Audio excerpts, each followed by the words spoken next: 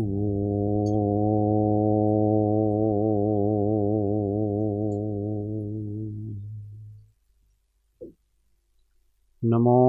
अरिहन्ताणं नमो सिद्धाणं नमो आयर्याणं नमो उवज्जायाणं नमो लोये सव्वसाहुणं तेसो पञ्चणमुकारो सव्वपावपणासण मङ्गलाणं च सव्वेसिं पडमं हवै मङ्गलम्। ॐ नमो अरिहन्ताणम्। महादेव्या कुक्षिरत्नं शब्दजितर्वात्मजं राजचन्द्रमहं वन्दे तत्त्वलोचनदायकं प्रभुतत्त्वलोचनदायकम्। परात्पर गुरुवे नमः, परम्पराचार्य गुरुवे नमः, परम गुरुवे नमः, साक्षात् प्रत्यक्ष सद्गुरुवे नमो नमः।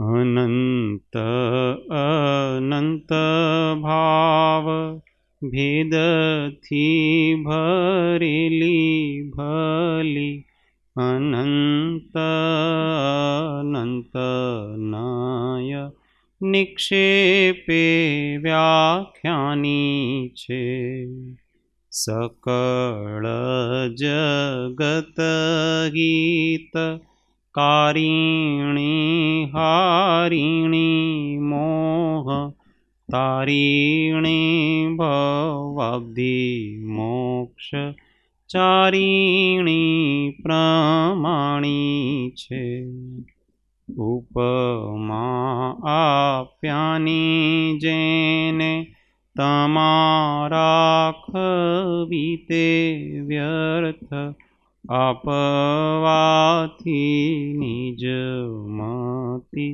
मपाई में मानी छे अहो राज चंद्र बाळ ख्याल नथी पामताय जिनेश्वर तणी वाणी जाणी तेणे जाणी छे गुरुराज तणी वाणी जाणी तेणे जाणी छे।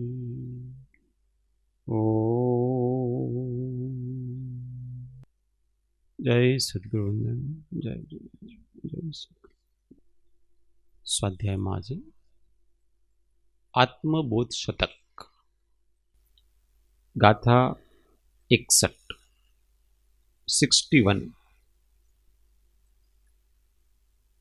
एक एक लाइन झेलवानी छे। आत्म भावना भाले चेतन भाव स्वयं ही बदलेगा। आत्म भावना भाले चेतन भाव स्वयं ही बदलेगा। भाव बदलते भव बदलेगा पर का तू क्या कर लेगा। भाव बदलते भव बदलेगा पर का तू क्या कर लेगा। स्वयं जगत परिणमन हो रहा तू निज भावों का करता। स्वयं जगत परिणमन हो रहा तू निज भावों का करता। ज्ञान मात्र अनुभवो स्वयं को हे चेतन चिन्मय भोक्ता। ज्ञान मात्र अनुभवो स्वयं को हे चेतन चिन्मय भोक्ता। आत्म भावना भाले चेतन भाव स्वयं ही बदलेगा। भाव बदलते भव बदलेगा पर का तू क्या कर लेगा। स्वयं जगत परिणमन हो रहा तू निज भावों का करता, ज्ञान मात्र अनुभवो स्वयं को, हे चेतन चिन्मय भोक्ता। ज्ञान मात्र अनुभवो स्वयं को, हे चेतन चिन्मय भोक्ता। खूब सुंदर बात। आत्म भावना भाले चेतन, भाव स्वयं ही बदलेगा। बहुत बड़ा सिद्धांत बताया। आत्मा की भावना भाने से भाव तो ऑटोमेटिक बदलेंगे।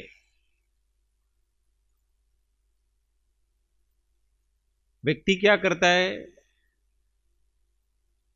जब खराब भाव आते हैं तो अच्छा भाव करने का प्रयत्न करता है, अशुभ को शुभ से निकालने का प्रयत्न करता है।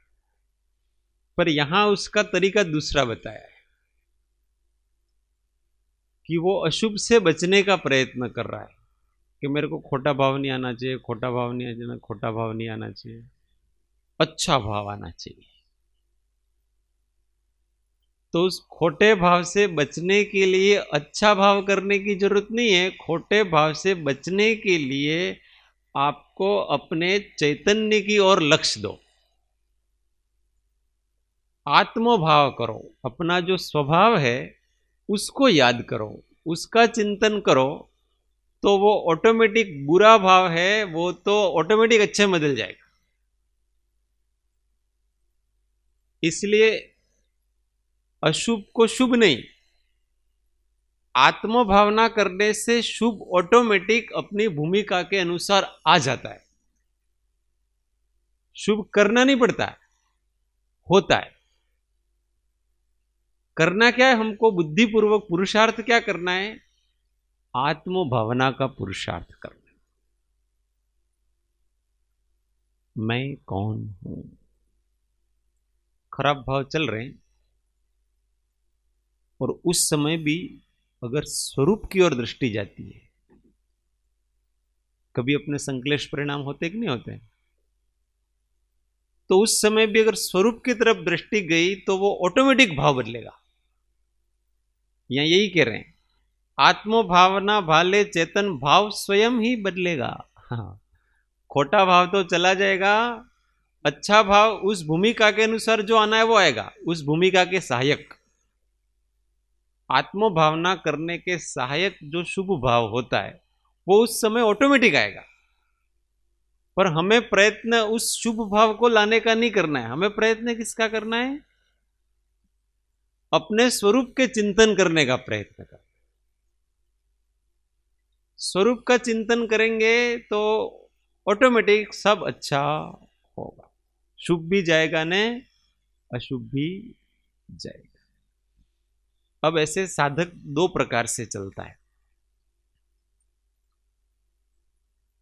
एक धारा उसकी होती है ना, वो शुभ की धारा होती है। एक धारा होती है ना, वो उसके शुद्ध की तरफ झुकने की धारा होती है। दो धाराओं में साधक जीता है। परिणाम तो शुभ चल रहा है और दृष्टि कहां पर है, शुद्ध पर है। वो अपने आप को मान तो ऐसा रहा है कि मैं सहज ज्ञान स्वभावी आत्मा हूं, और भाव वहां पर कौन से चल रहे हैं, उस ज्ञान स्वभाव को निर्मल करे ऐसे जितने भी विशुद्ध परिणाम वाले भाव जितने भी हैं वो सारे वहां चल रहे हैं। चार प्रकार का धर्म ध्यान चलेगा, आज्ञा विचय, उपाय विचय, विपाक विचय, संस्थान विचय। या तो वहां तत्वों का चिंतन चल रहा है, वो आज्ञा विचय ध्यान, षट द्रव्य का चिंतन चलेगा, सात तत्व का चिंतन करेगा, पंच परमेष्टि का चिंतन चलेगा, आश्रव का, बंध का, संवर का, कोई भी चिंतन करो। ये सब जिनेंद्र भगवान ने जिस प्रकार से तत्व का स्वरूप कहा है उस प्रकार से विचार चल रहा है। अथवा बंध मार्ग मोक्ष मार्ग का विचार कर रहा है कि दुख का कारण क्या है और सुख का कारण क्या है। इसको अपाय विचय धर्म ध्यान कहते हैं। दुख के कारणों का विचार करना और उसके निवारण के उपाय का विचार करना, अर्थात मिथ्या दर्शन, मिथ्या ज्ञान और मिथ्या चारित्र के स्वरूप का विचार करना, और सम्यक दर्शन, सम्यक ज्ञान और सम्यक चारित्र के स्वरूप का विचार करना, इसको अपाय विचय धर्म ध्यान कहते हैं।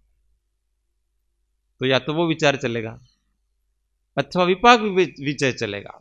कर्मों का स्वरूप विचारो, उसका उदय कैसे होते वो विचारो, वो बंधते कैसे वो विचारो, उस कौन से कर्म का कैसा विपाक आता है, कौन सा कर्म क्या फल देता है वो विचारो। ऐसे कर्म के स्वरूप का विचार चल रहा है, उसको विपाक विचय धर्म ध्यान कहते हैं। और एक संस्थान विचय, इस सृष्टि के स्वरूप का विचार करो कि किस प्रकार का यह विश्व है, उस विश्व के स्वरूप का विचार करो, तो वो संस्थान विचय धर्म ध्यान होता है। ऐसे अलग अलग प्रकार के तत्व विचार अलग अलग प्रकार के हो सकते हैं, पर उसका लक्ष्य क्या है? तत्व विचार करना वो उसका लक्ष्य नहीं है। लक्ष्य क्या है? लक्ष्य तो उसका अपने आत्मा को, चैतन्य को शुद्ध करना, निर्मल करना, वितराग भाव करने के लिए ये सब कर रहा है। और जिसके वितराग भाव का लक्ष्य होता है उसके शुभ भाव ऑटोमेटिक आ जाते हैं, अशुभ भाव चला जाता। इसलिए यहां आत्मभाव का कि वितराग होने की भावना हमेशा करना। वितराग भाव कहो, ज्ञान भाव कहो, ज्ञायक भाव कहो, समता भाव कहो, उदासीन भाव कहो, ये सब एकार्थवाचक शब्द है। इसकी भावना करते रहना तो ऑटोमेटिक उसके योग्य जो भी परिणाम है वो अपने आप आते रहते हैं। लक्ष्य एक, भाव तो लोग प्रमाण होते रहे, तो अशुभ भाव तो ऑटोमेटिक चले जाएंगे और क्या होगा? अपने आत्मा का भाव बदल जाएगा। भाव बदलते भाव बदलेगा, और भाव जैसा ही बदला तो भाव भी बदलेगा। देखो, हम तत्व विचार करते हैं तो मेरी कौन सी गति होगी इसका तो विचार ही नहीं करना पड़ता है। उसको तो ऑटोमेटिक, अगर उसी भाव में संसार का नाश नहीं कर पाता है तो उसकी शुभ गति ही होगी, उसकी अशुभ गति हो ही नहीं सकती। जो तत्व विचार में लीन है, तत्वार्थों का विचार करता है, श्रद्धान करता है, उसकी कभी भी अशुभ गति नहीं हो सकती, अर्थात नरक और तिर्यंच में कदापि नहीं जा सकता वो। इसलिए ऑटोमेटिक भाव बदलेगा। भाव बदल गया तो आपका भाव बदलेगा। और कहते हैं, फिर कहते हैं पर का तू क्या कर लेगा, कि तू अपने भावों को सुधार, तू अपनी दृष्टि कर, तो ऑटोमेटिक भाव बदलेंगे, और भाव बदलेगा तो भाव बदलेगा। दूसरे का हम कुछ कर सकते नहीं।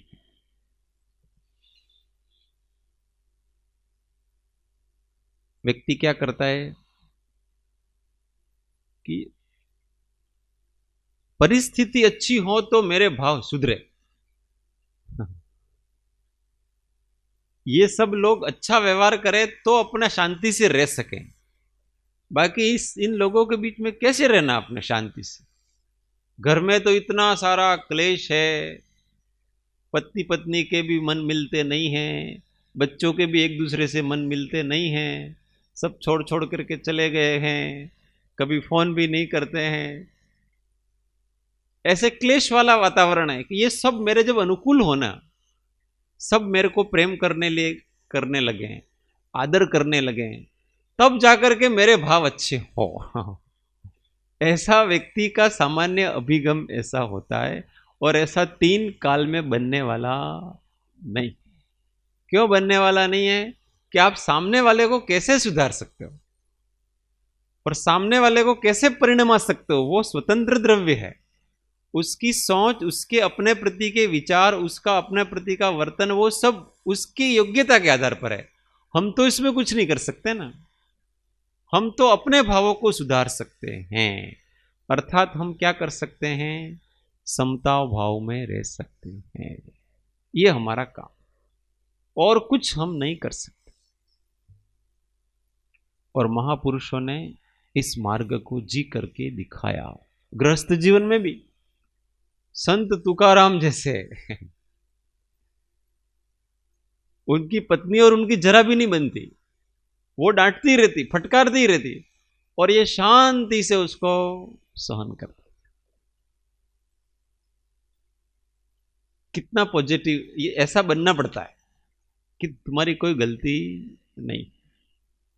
एक बार वो गन्ना लाए, उनकी पत्नी ने कहा था, शेरडी, अपने गुजराती में शेरडी कही, तो गन्ना लेकर के तो भाई गन्ने लेकर के आना। तो अब संत प्रकृति ने लाए तो खरीद के बहुत सारे थे, पर रास्ते में जो जो भी मिला, कोई बच्चा मिला तो मांगा तो उसको दे दिया, कोई भिखारी मिला तो मांगा तो एक उसको दे दिया। ऐसा करते करते करते जब घर आए तो उनके पास केवल एक गन्ना था। उसकी पत्नी का पारा है वो 7वें आसमान पे चढ़ा कि आपको मैंने गन्ने लाने के लिए कहा तो एक लेके आयो। एक ही मिला, पैसे तो बहुत सारे थे। तो उन्होंने कहा नहीं, लाया तो मैं बहुत सारा था, पर रास्ते में वो उसका बच्चा मिल गया ना, वो भाई मिल गया ना, तो मैं सबको एक एक देता गया। तो उसकी पत्नी ने कहा ठीक है, तुमने एक एक सबको दिया, अब मैं तुमको एक देती हूं। ऐसा करके वो गन्ना ना उसके हाथ से, उनके हाथ से छीना, और छीन करके उनकी पीठ पर पे जोर से मारा। तो उस गन्ने के 2 टुकड़े हो गए। उसकी पत्नी ने मारा, 2 टुकड़े हो गए। तो प्रेम से वो टुकड़े नीचे जमीन से उसने उठाए और कहा कि भाई, उसकी पत्नी के हाथ से भी गन्ना छूट गया। दोनों टुकड़े उन्होंने उठाए और कहा अच्छा हुआ, एक तुम खाओ और एक मैं खाता हूं। फालतू में मेरे को वो मेहनत करनी पड़ती थी टुकड़े करने की, वो मेहनत अब करनी पड़ी, वो तुमने ही कर दी। अब देखो कहां उसकी दशा, ये दशा कहलाती है। ऐसी दशा प्राप्त नहीं होती है तब तक अंदर से संतत्व आता नहीं। संतत्व नहीं आता है तो समता का परिणाम आता नहीं। समता के परिणाम के लिए अंदर संतत्व जगाना चाहिए हर बात में। वो तो ठीक है, अपनी पत्नी थी, पर कोई और भी कोई कह दे, अपने लोग कहते हैं तो हमको बहुत कष्ट नहीं होता है, पर दूसरे कहते हैं तो हमको बहुत कष्ट होता है। उसका कारण क्या है? क्योंकि हमने कुछ को अपना मान रखा और कुछ को पराया मान रखा है। इसीलिए पराया ने कुछ कह दिया, हमको अपनी मां डांटेगी तो बहुत नहीं, हमारा भाई कह देगा तो कोई दिक्कत नहीं है, हमारा भाई है कहता है। लड़का कह देता है तो कोई दिक्कत नहीं है, लड़का है कहता है। पर दूसरे ने कह दिया तो कुछ भी, अथवा कुछ अहित दूसरे ने कर दिया तो सहन नहीं होता है। कारण क्या है? सामने वाले को हम अपना भाई नहीं मानते, सामने वाले को हम अपना बेटा नहीं मानते, सामने वाले को हम अपनी मां नहीं मानते, सामने वाले को हम अपने पिता तुल्य नहीं मानते। हम सामने वाले के प्रति हमारा वैसा भाव नहीं है, उस पराया लगता है, गैर लगता है, इसलिए हमको कष्ट होता है। मैंने आम की दो हमारा दुश्मन छे। अब काहे का दुश्मन? घर में रहते हैं तो घर वाले तेरे को दिन भर डांटते रहते हैं तो भी वो दुश्मन नहीं हुए, और उस व्यक्ति ने एक बार तेरे को 2 बातें सुना दी और वो तेरा दुश्मन हो गया। कारण क्या है दुश्मनी का? आपने उसको अपना नहीं समझा है, आपने उसको पराया समझा। अगर उस समय हम उसको ऐसा समझे कि ये चलो यार मेरा बड़ा भाई अगर कह देता, यही शब्द मेरा बड़ा भाई कहता तो मुझे बुरा लगता क्या, तो ये मेरा बड़ा भाई है कह दिया चलता। अथवा अपने छोटा, अपने से छोटा हो तो ये अपना अनुज है कहता रहता है, मेरा छोटा भाई होता है, ऐसा कह दिया होता तो उसका बुरा थोड़ी मानते, क्षमा कर देते। छोटों को क्षमा करना चाहिए। अथवा बहुत बड़ा पुरुष कह देता है तो मेरे पिता होते तो डांटते ही, उन्होंने मेरे पिता का काम किया, इसमें क्या दिक्कत है। महिलाएं हैं तो मेरी बहन अथवा माँ होती तो मुझे कहती ही ऐसा, इसमें क्या दिक्कत। ये सब चीजें समता परिणाम लाने के लिए, ये शुभ परिणाम ऑटोमेटिक ज्ञानी के आते हैं। उनको लाना क्या है? करना तो उनको वितराग भाव है, पर उस वितराग भाव में सहायक हो ऐसे परिणाम उसके वहां आते हैं। वहां तत्व ज्ञान हाजिर होगा तो वो ऑटोमेटिक आते हैं। इसलिए कहा कि आप तो केवल आत्मभावना करो और उस आत्मभावना के योग्य आपके परिणाम वहां अपने आप आ जाएंगे। जैसे ही कोई व्यक्ति अपने निंदा अथवा कोई करता, तुरंत ऐसा भाव आएगा, ये मेरा भाई अथवा ये मेरा मित्र है।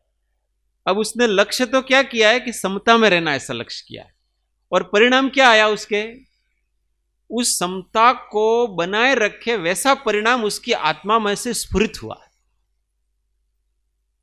इसको ज्ञानी कहते हैं।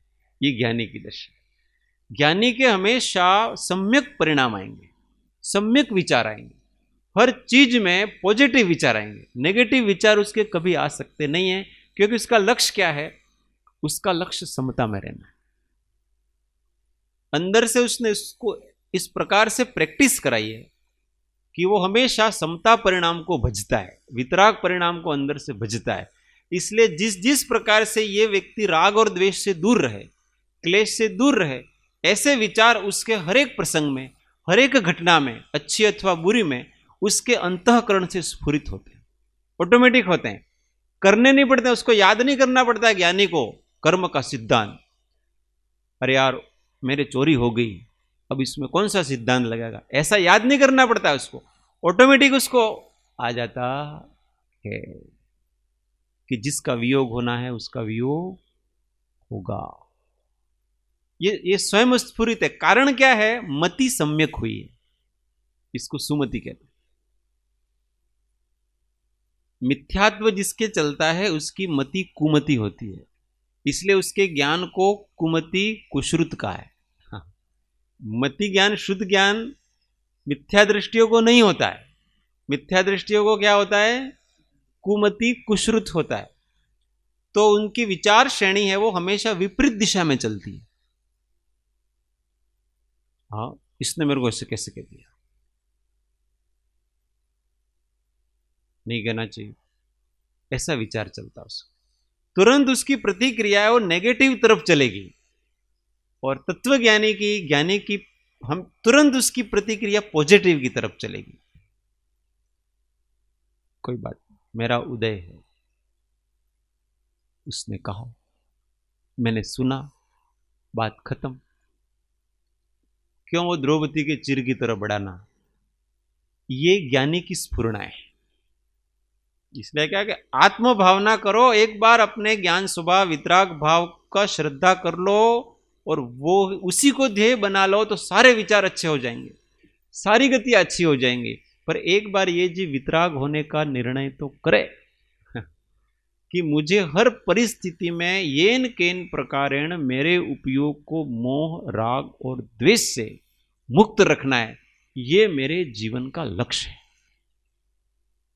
और प्रतिपल मुझे एक इसी के लिए जीना है, और किसी के लिए जीना, मेरे जीवन का एक ही लक्ष्य है कि 24 घंटे मुझे मोह, राग और द्वेष उससे लड़ाई करनी, दूसरा कोई काम मेरे नहीं।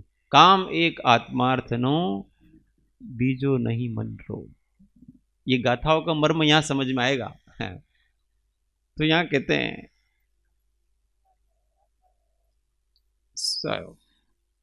स्वयं जगत परिणमन हो रहा, तू निज भावों का करता। अब दूसरे को क्या सुधारने जाओगा, ये जगत है वो स्वयं परिणमन हो रहा है। आप अपने को सुधार सकते हो, दूसरे को नहीं सुधार सकते हैं। कदाचित हमको ऐसा कभी कभी लगता हो कि हमारी 2 बातें कहने से वो व्यक्ति सुधरा, तो वो व्यक्ति अपने सामर्थ्य से सुधरा है, उसको केवल आपका निमित्त मिला है। और निमित्त कर्ता नहीं होता है, निमित्त निमित्त होता है।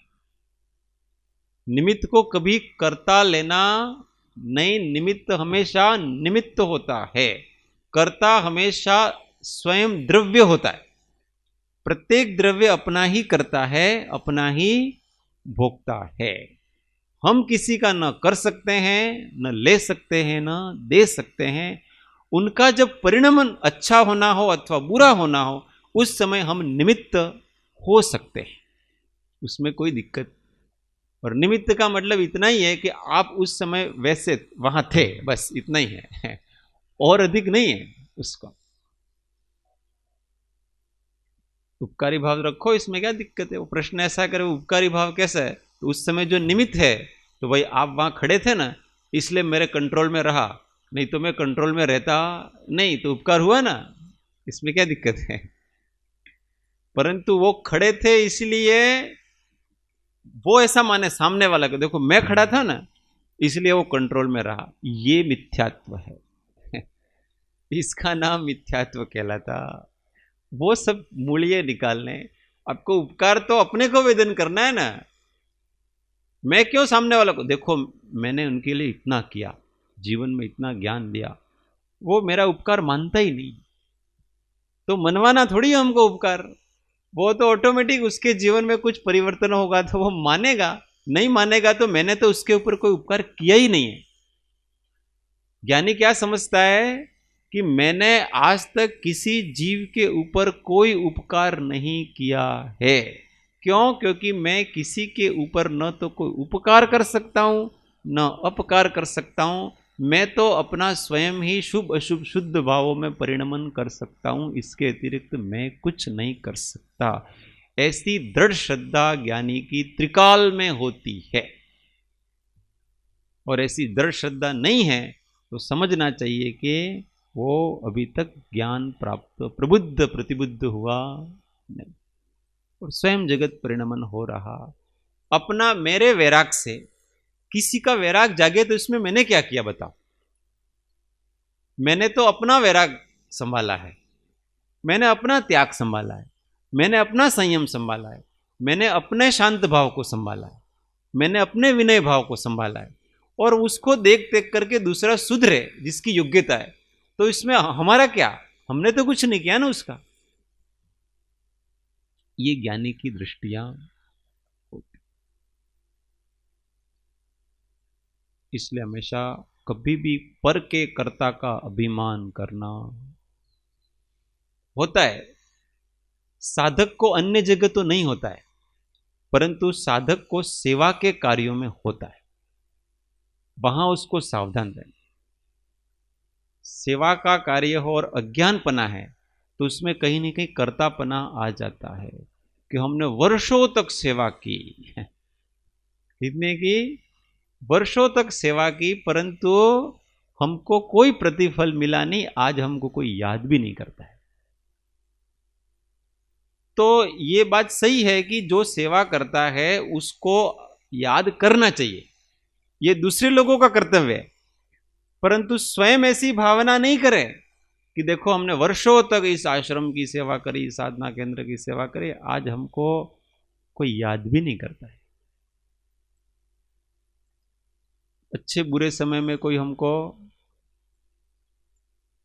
ये भावना ठीक नहीं है। इसका मतलब आपके कर्तापना एक तो ये आया कि वर्षों तक हमने कुछ किया, ये किया है वही मिथ्या बुद्धि है। बस आपने वर्षों तक कुछ नहीं किया, आपने वर्षों तक अपने भाव संभाले थे और आपने अपने अच्छे भाव किए थे, तो आपको अच्छा होने करने का कोई निमित्त मिला, उसमें भी उपकार तो इसी का है। हमको जब अच्छा करना होता है तो कोई अच्छी चीज हमारे सामने आ जाती है, उसके निमित्त से हम अपने अच्छे भावों को निकालते हैं। तो आप संस्था की सेवा करते हो, अन्य गरीबों की सेवा करते हो, तो आपके परिणामों को सुधारने में वो निमित्त है। उपकारता उसका उपकार है, हमारा उपकार नहीं है। कोई गरीब मिले उसको 2 रोटी दे तो हम ऐसा अभिमान नहीं करना कि मैंने उसको 2 रोटी दे करके खुश कर दिया, मैंने बड़ा उपकार किया, ऐसा नहीं। उसने हमारे ऊपर उपकार किया पहला कि हमको दान देना था, वो भाव पूरे उसके माध्यम से हुए, पहली बात। और उसको देने से हमें जो प्रसन्नता हुई, अगर वो नहीं मिलता तो मुझे प्रसन्नता कहां से होती। ये सब विचार हैं वो ज्ञानियों के हुआ करते, इसलिए वो हमेशा वितराग रहते हैं। और अज्ञानी जीव होते हैं, वो सब कुछ करते हुए भी उस कर्तापने का अभिमान नहीं छूटता है। इसलिए हाँ मारा साथ आओ, मैंने पूछू नहीं, करता ही नहीं, सेवा का काम करता है और विष पीता है। वो क्या पी रहा है, विष पी रहा है वो। इससे अच्छा कि तू मत कर, एक कोने में बैठा रहे। उल्टा करने से अच्छा है कि तू कर मत कुछ भी। ये सब समझने जैसी वस्तु है। सेवा धर्मो अति गम्य योगी नाम अपि अगम्यम। सेवा धर्म है वो बहुत ही कठिन है, योगियों के लिए भी अगम्य। करते हाँ, सब कुछ करना और अकर्ता रहना कितनी बड़ी बात। स्वप्न में भी ऐसा विचार व्यक्ति का, ज्ञानी का नहीं आता है कि मैंने उसका कुछ किया था। स्वप्न में भी ऐसा नहीं आता है कि मैंने इसका कुछ किया था। वो कहते उस समय की पर्याय थी, ऐसा परिणमन था। हाँ, वो पर्याय भी चली गई, उस समय मेरे भाव भी चले गए, उसके भाव भी चले गए, जो हुआ सो हुआ। किसी ने कुछ नहीं किया यहां पर।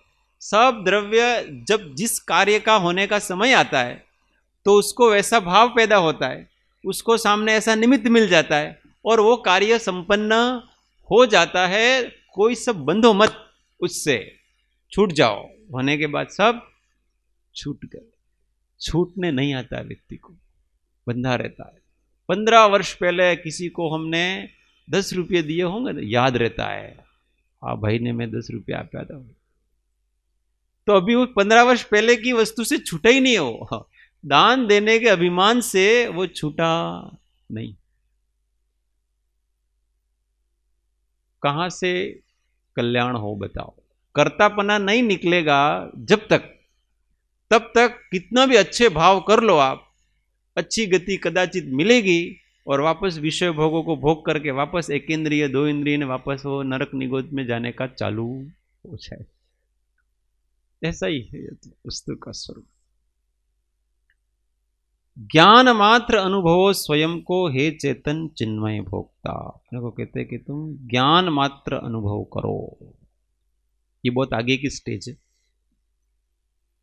ज्ञान मात्र अनुभव करने के लिए अपने को बहुत सारे अपने उपयोग को विशुद्ध करना पड़ता है।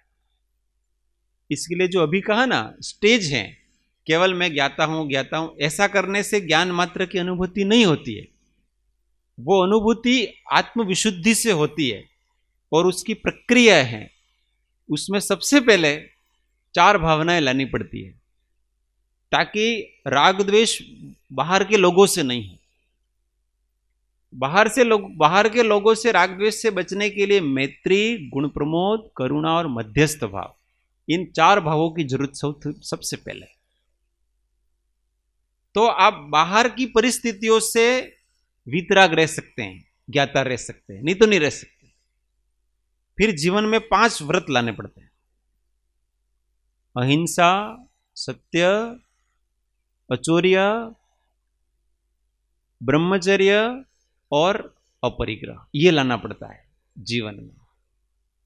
इससे पाप कम होता है तो ज्ञाता भाव समझ में आता है।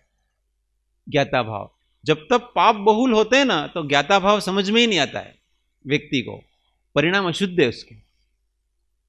और फिर जीवन में 10 भाव लाना: क्षमा भाव लाना, विनय भाव लाना, सरलता लाना, संतोष लाना, सत्य लाना, तप लाना, संयम लाना, त्याग लाना, अकिंचन्य भाव लाना और ब्रह्म भाव लाना। इनकी साधना, ये ज्ञाता भाव, ये अनुभव है, ये अनुभव में जाने का प्रोसेस है। ये आता जाएगा तो उसको अपने ज्ञायक की अनुभूति धीमे धीमे होने लगेगी, ऑटोमेटिक होने लगेगी। लक्ष्य तो है वितरागता का, ज्ञाता मात्र होने का, और प्रोसेस है वो इस प्रकार का चलता है। इस प्रकार के प्रोसेस से वितराग रहो, कहीं पर भी बंध नहीं सकते हैं। इस प्रोसेस से जो चलता है वो कहीं भी बंधेगा नहीं, और हमेशा एक अनिर्वचनीय आनंद की अनुभूति वो हमेशा अपने जीवन में करता रहता है, 24 घंटे करता रहता है। क्यों? क्योंकि क्लेश का जैसे ही कारण उत्पन्न होता है रागादि का, उसके सामने उसका प्रतिपक्षी तुरंत खड़ा कर देता है। जैसे ही मन में कहीं वैर भाव, द्वेष भाव हो तो उत्तम क्षमा भाव को तुरंत ले आता है, काट दिया उसने। तुम आग्नेय अस्त्र छोड़ोगे तो ये वरुण अस्त्र छोड़ेगा। उसके बाद सारे अस्त्र तो ऐसे अस्त्र शस्त्रों का प्रयोग करना आना, साधक को दिन भर अपने पास जो शस्त्र है ना उनका प्रयोग करना आना चाहिए, क्योंकि दिन भर आपके रागादि परिणाम होते रहेंगे। तो जैसे ही मान आया तो हमको मार्दव रूपी अस्त्र को छोड़ना आना चाहिए। तो तुरंत अपने आत्मा में मार्दव भाव का स्फुरण होना चाहिए कि यार मैं विनय स्वभावी आत्मा, अभिमान करना मेरा स्वभाव। ये मान कहां से आ गया? जैसे ही छल कपट भाव आ जाए तो तुरंत आर्जव स्वभाव अपने अंदर से प्रकट करना, उसको शक्ति का आह्वान करना। शस्त्रों का आह्वान करते हैं ना युद्ध स्थल पे, ऐसे हमारे अंदर उन शस्त्रों का आह्वान करना कि प्रकट हो भाई, तुम्हारा काम है, सामने शत्रु खड़ा है, बचाओ मुझे। और तुरंत वो आएगा और अपने को बचा करके ले जाएगा। उनकी सिद्धि अपने आत्मा में, और वो शक्तियों का प्रयोग करने अपने को आना चाहिए। साथ अपना इतना ही काम है, बस अपनी शक्तियों का प्रयोग करते रहें अपन हमेशा, क्योंकि कर्म शत्रु हैं, वो तो निरंतर आक्रमण कर ही रहे हैं अपने ऊपर। छतरी लगाना चाहिए। ज्ञान मात्र अनुभव स्वयं को, हे चेतन चिन्मय भोक्ता, हे चेतन तुम चैतन्य के भोक्ता। चलो दूसरा श्लोक केवल बोल लेते हैं, 62 नंबर। ये भी बहुत गहरा है। तत्व ज्ञान जितना गहरा हो निज समीपता आती है। तत्व ज्ञान जितना गहरा हो निज समीपता आती है। निकट सरोवर के हो जितना शीतलता ही आती है। निकट सरोवर के हो जितना शीतलता ही आती है।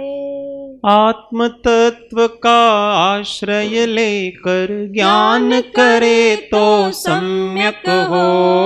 आत्म तत्व का आश्रय लेकर ज्ञान करे तो सम्यक हो। ज्ञान सिंधु में खूब नहाकर भविष्य शाश्वत उज्ज्वल हो। ज्ञान सिंधु में खूब नहाकर भविष्य शाश्वत उज्ज्वल हो।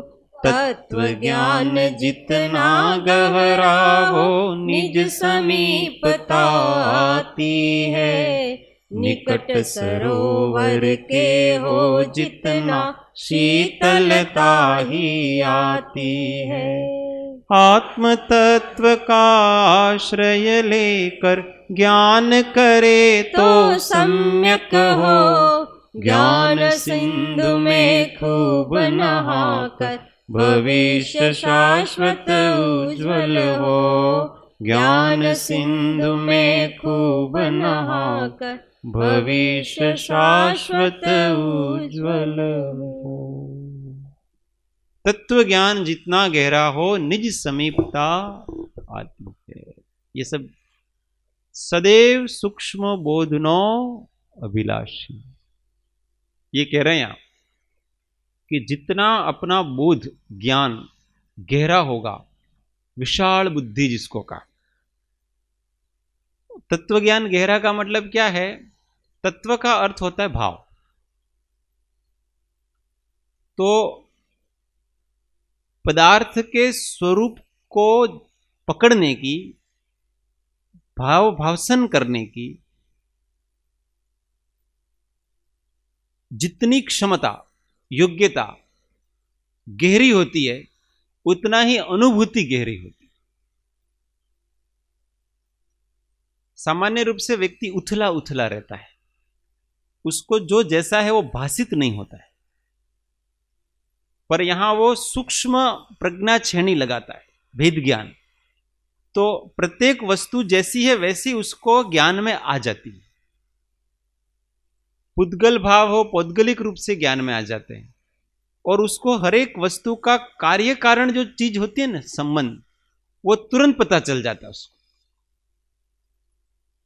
इसलिए कोई प्रसंग, घटना आदि में उसको कोई बहुत अधिक प्रतिक्रिया आदि नहीं होती है, भूल नहीं खाता वो, क्यों? क्योंकि उसका गहरा तत्व ज्ञान है, उसकी सूक्ष्म प्रज्ञा ने, बुद्धि ने वास्तविकता को तुरंत पकड़ लिया है। वास्तविकता को, सत्य को तुरंत पकड़ लेना, यह गहरा तत्व ज्ञान कहलाता है।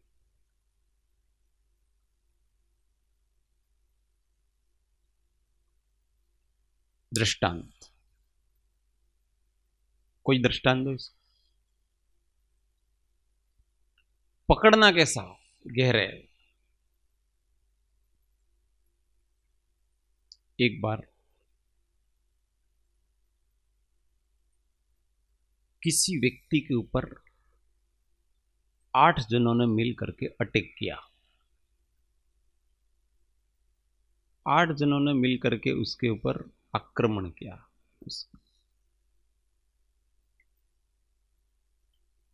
वो व्यक्ति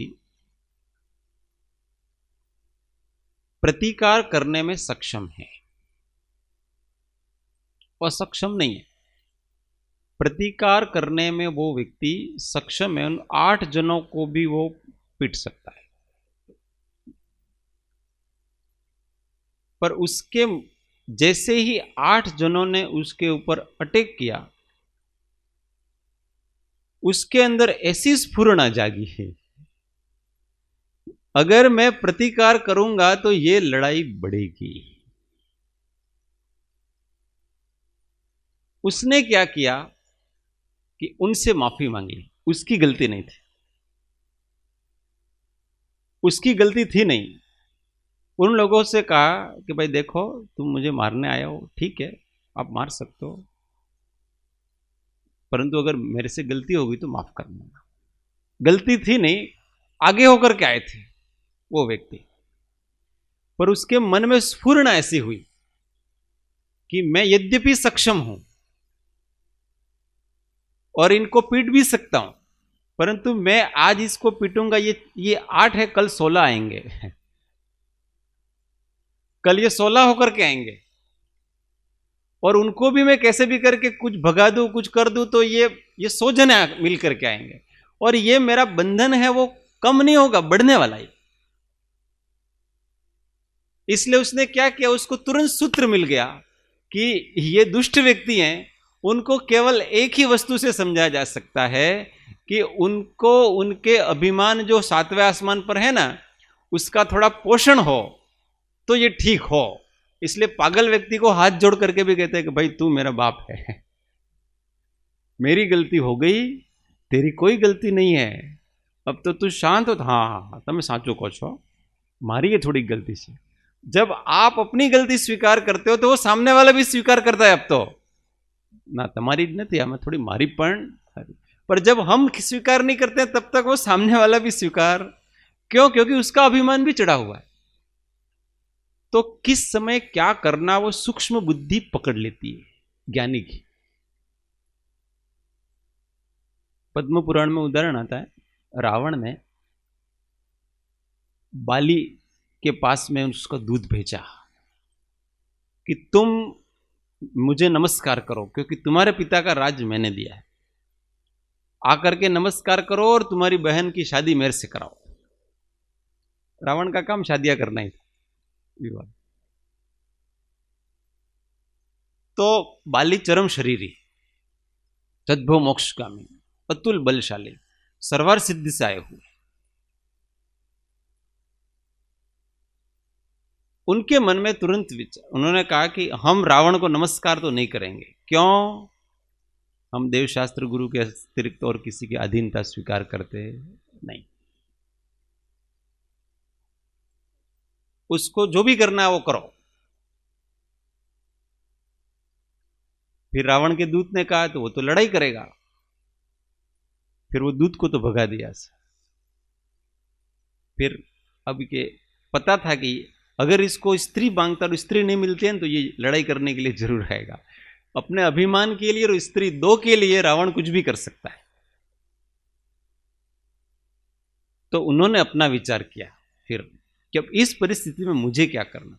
मैं यद्यपि सक्षम हूं प्रतिकार करने के लिए, परंतु करना क्या? अगर लड़ाई होगी तो होगा क्या?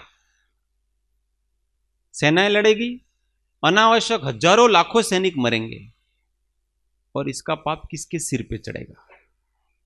अपने स्वाभिमान के सिर पे चढ़ेगा, और क्या। परंतु मैं जब तक राजा हूं तब तक तो मुझे अपने स्वराज्य की स्वाभिमान की रक्षा करनी है, इसलिए लड़ना मेरा कर्तव्य है।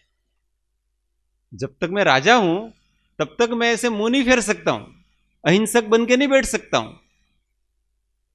अपना प्रतिकार करना ही चाहिए, विरोधी हिंसा का त्याग नहीं कहा है, करना ही चाहिए उसका, और वो नहीं करूं तो मैं कायर हूं। तब ऐसी परिस्थिति में करना क्या? तो उन्होंने उसके छोटे भाई को बुलाया और सुग्रीव जी को बुलाया। उनका कहा, ये राजमुकुट ये तेरे सिर पे रखता हूं, तू आज से राजा है, मुझे ये राज्य नहीं चाहिए। जिस राज्य के लिए इतनी हिंसा करनी पड़ती हो, ऐसा राज भोगने से क्या लाभ? मैं तो चला निर्ग्रंथ। और ऐसा करके उन्होंने तो मुनि दीक्षा ले ली। और फिर सुग्रीव जी की शक्ति नहीं थी, इसलिए उन्होंने अपनी बहन की शादी भी कराई और सारा समझौता उन्होंने। शक्ति नहीं हो तो समझो, दीक्षा लेने की शक्ति नहीं है और वहां लड़ने की भी शक्ति नहीं है, दोनों की शक्ति नहीं है। अब उनमें बाली मुनि में तो थी शक्ति, उनकी तो दीक्षा लेने की शक्ति थी, इसलिए वो तो हम रावण को नमस्कार भी नहीं कर सकते हैं और हम लड़ना भी नहीं चाहते। इसलिए हमारे पास एक ही मार्ग है कि हम इस संसार के प्रपंच से ही निकल जाएं और फिर अपनी साधना, ये स्फुरना ज्ञानी को होती है। उस समय में क्लेश से बचने के लिए हमको क्या करना, हाँ, तो ऑटोमेटिक मार्ग उसके, क्योंकि उसकी बुद्धि ठीक दिशा में चलती। ऐसी ये सूक्ष्म बुद्धि, विशाल बुद्धि हम जो कहते हैं ना कि विशाल बुद्धि का मतलब ऐसा नहीं है बहुत जानना उसका नाम विशाल बुद्धि, ऐसा नहीं है। विशाल बुद्धि का अर्थ ये कि समस्या के हल तक वो तुरंत पहुंच जाती है और अपने आप को समता में स्थिर कर देती है। विषम भाव के जो जो कारण हैं उन कारणों को तुरंत पकड़ लेती है वो बुद्धि, और उन सब कारणों को निवारण करके अपने आप को समता में स्थिर करा देती है। उसका नाम है विशाल बुद्धि। ये गहरा तत्व ज्ञान, इसका गहरा तत्व ज्ञान मतलब ये नहीं कि कर्म सिद्धांत बहुत आता है, कौन से कर्म है, उसकी क्या प्रकृतियां हैं, उसमें क्या क्या होता है, वो सब आता है, इसका नाम गहरा नहीं है। मूल तक जाओ राग द्वेष के और उसको खोल को रख दो और फिर समता भाव में स्थिर। ये है गहन तत्व ज्ञान, आध्यात्मिक तत्व ज्ञान कहलाता। और ये स्फुरणाएं ऑटोमेटिक साधक की, ज्ञानी की ऑटोमेटिक हो जाती है।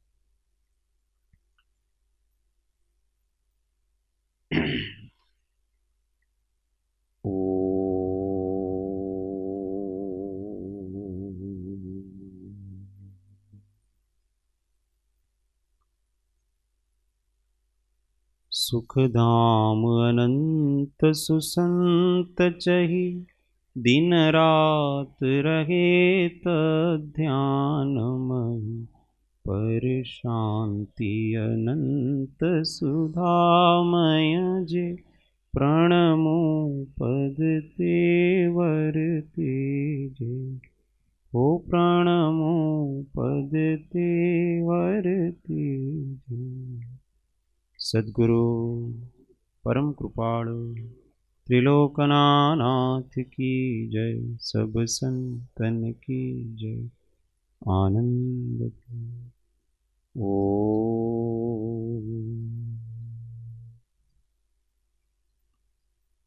एक मिनट मौन, आत्म अनुसंधान।